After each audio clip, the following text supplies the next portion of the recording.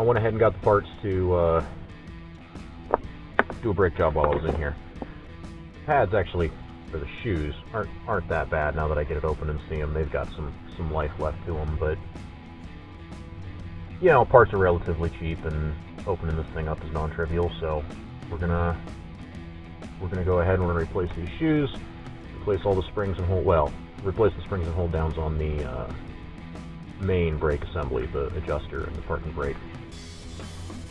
I'm gonna leave be, and I also went ahead and bought new cylinders. They were cheap. So let's get this torn apart and swap some stuff.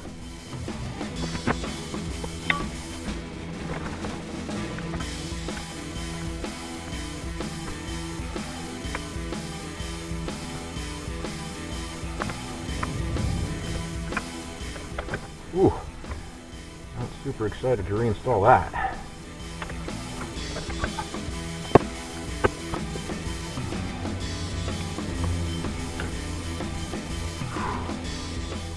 There's a lot going on in here.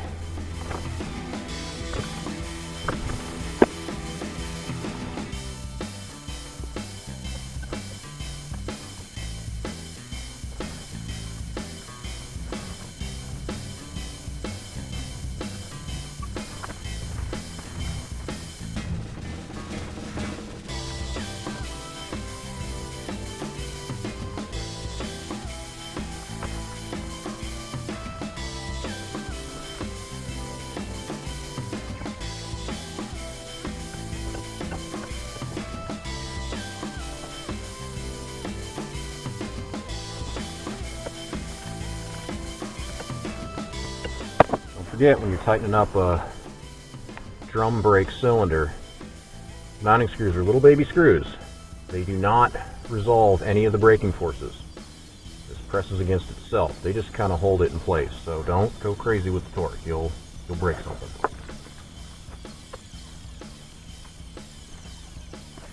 I'm going to get away with this. So my brake line here, where it goes into the cylinder, is messed up. I don't know if it corroded or what, but the nut, the little swivel fitting on the end of the brake line, doesn't swivel no more. I was able to disconnect the cylinder, pull it through, spin it off, spin the new one on, and get it back together, and hopefully it's all going to work out. But next time this gets done, I'm probably going to need to buy a new brake line.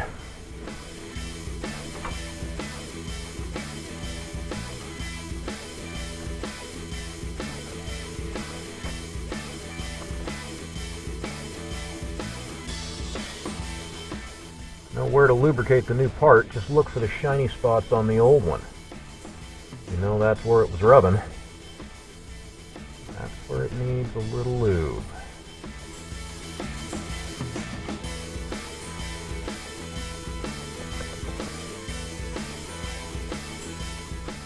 Always be sure to keep your grubby, greasy little mitts off the braking pad surface.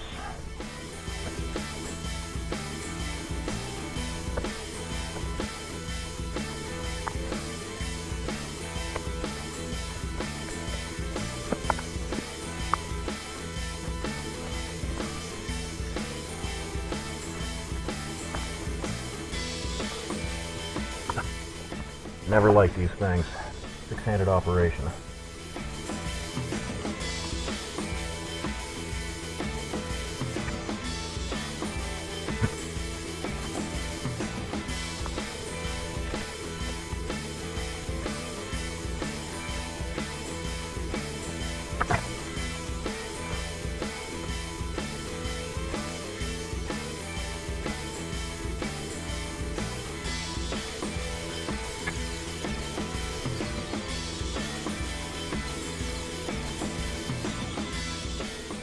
Well, that one went well.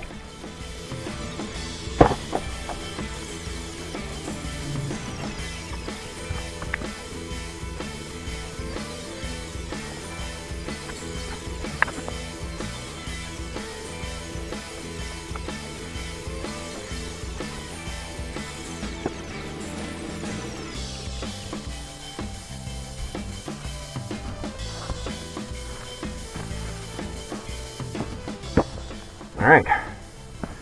The wear adjuster goes under the springs. Whoops. I get to do this again.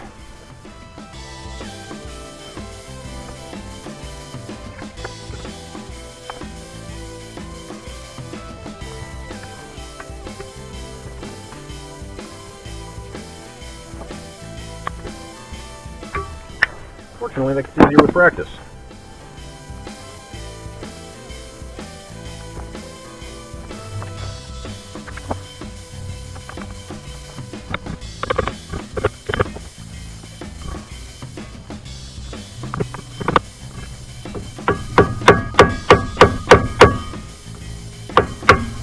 Ah! Finally. I don't feel like that was the way I was supposed to do that, but we got there. So this top pivot, brake shoes rest on it, and then it steps down, and then there's this wing washer that I guess just keeps these more or less where they're supposed to be. And then the lug for the self-adjuster spring, and then it steps down again, and then you hook on these two springs, and it has a head to hold everything together.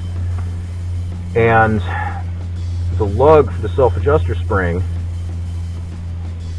was down in the step down for the springs, which was stopping the springs from seating fully, and it was stopping this lug from having any availability to rotate, because it was kind of pressed in that small space.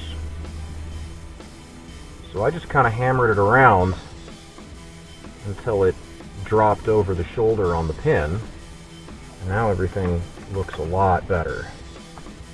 But I'm not sure how you're supposed to keep that aligned while you get those springs attached. It's hard enough as it is.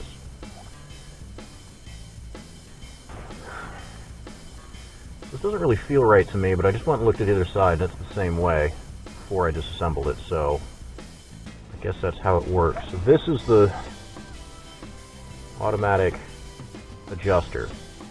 The way that's supposed to work is that as the shoes wear, it needs to actuate further and further to generate braking force.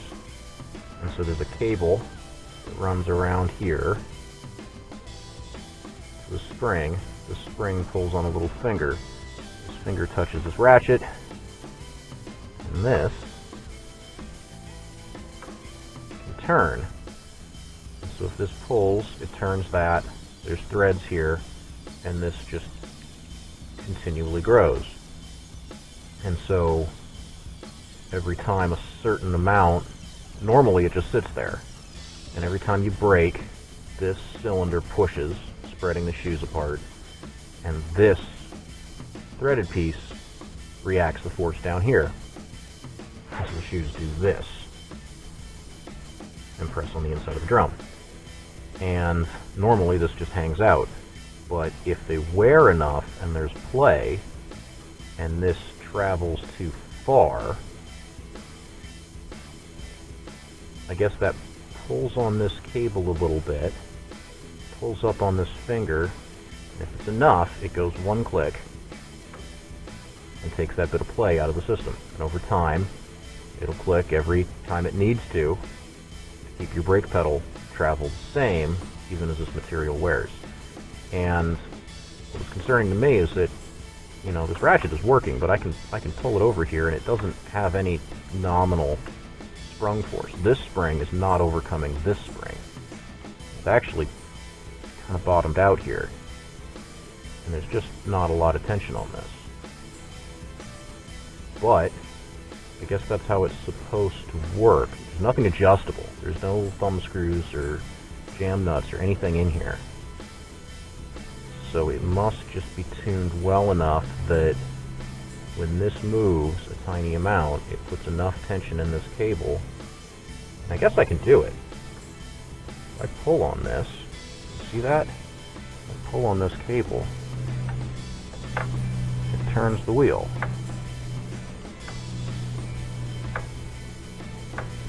Okay.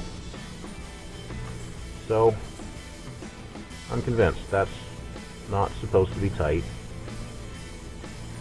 It only tightens up when there's too much play. Normally it just sits there like this and everything's happy.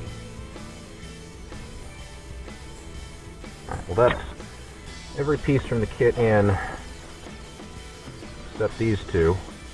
I have no idea what they are, so I guess I'm done. Okay, I'm gonna go do the other side before I put the wheel on this side and the drum on this side, because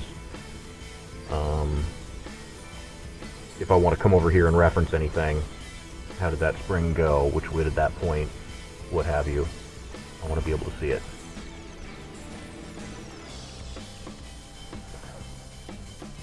But it's just going to be the same over again. Get to work.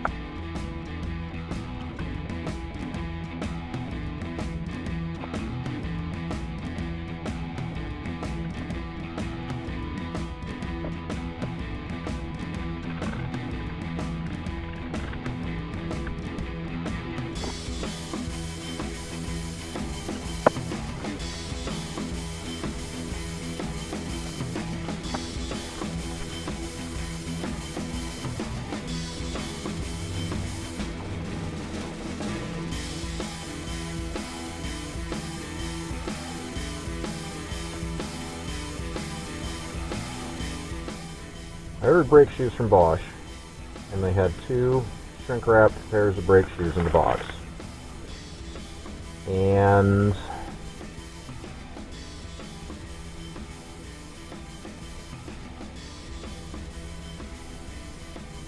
they're different.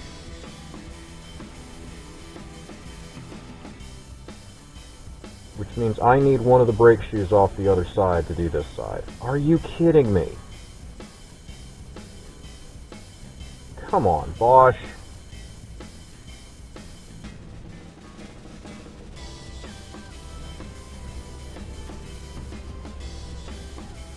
Ugh. Alright. Back to the passenger side.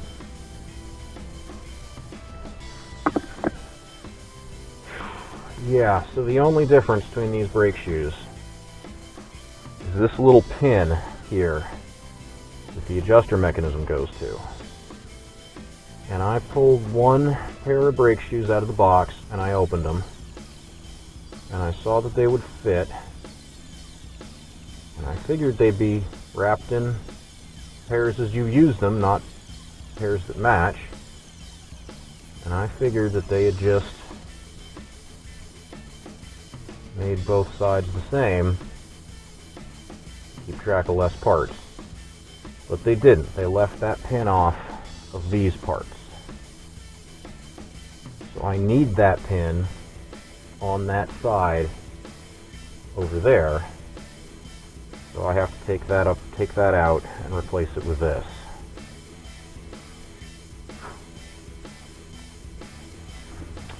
Getting pretty good at this on the upside.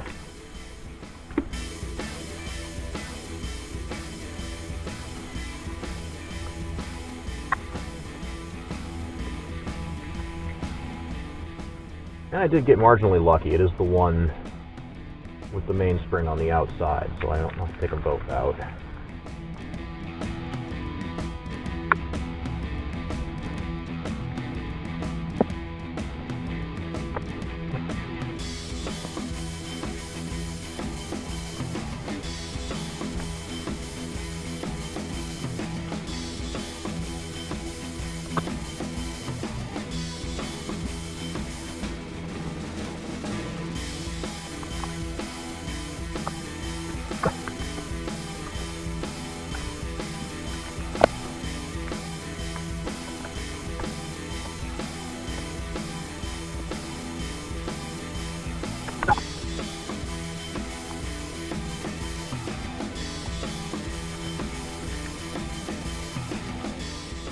Your Chevrolet has an acceptable tolerance for the number of pine needles allowed inside of a brake.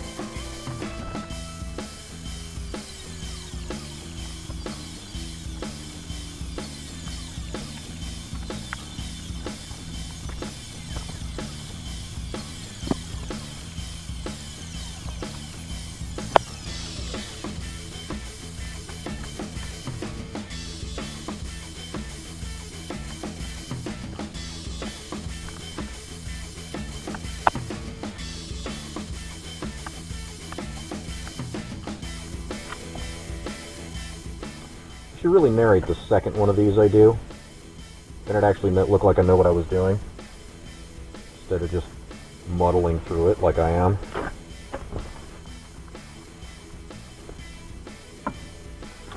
Alright, gotta bleed the brakes now, since you put in new cylinders. If you're gonna vacuum bleed,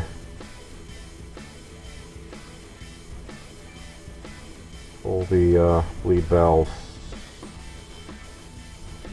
grease the threads. Makes unbelievable difference how much leak by you get. Makes your life way easier.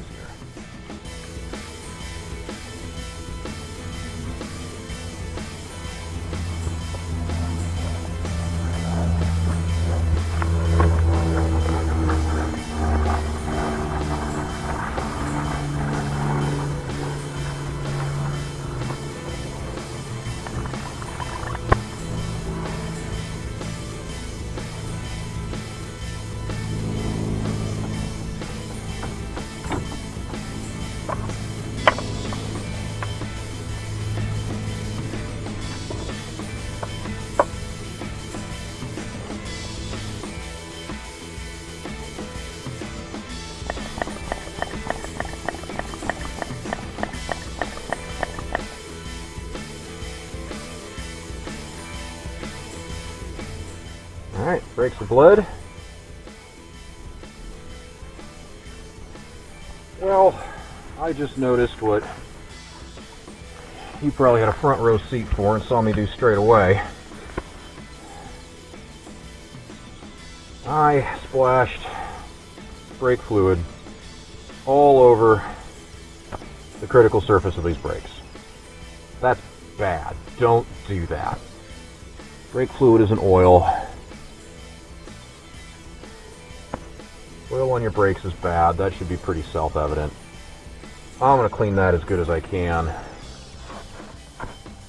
Sucks though because there's greases and things in here that are going to get brake cleaner on them, and don't do that.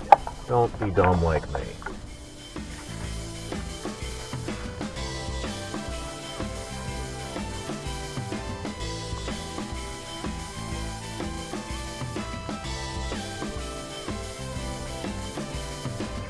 Ugh.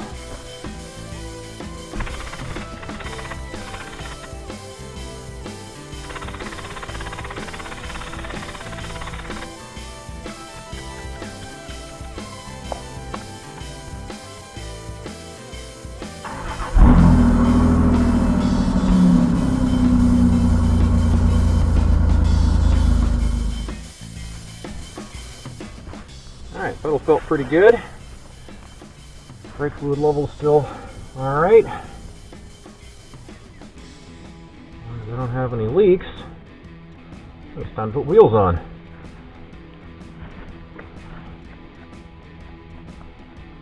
Alright, I'm going to take it for a test drive in controlled conditions since Brakes are kind of a big deal, but assuming nothing catches on fire or blows up, this project is done. Start working on the next thing.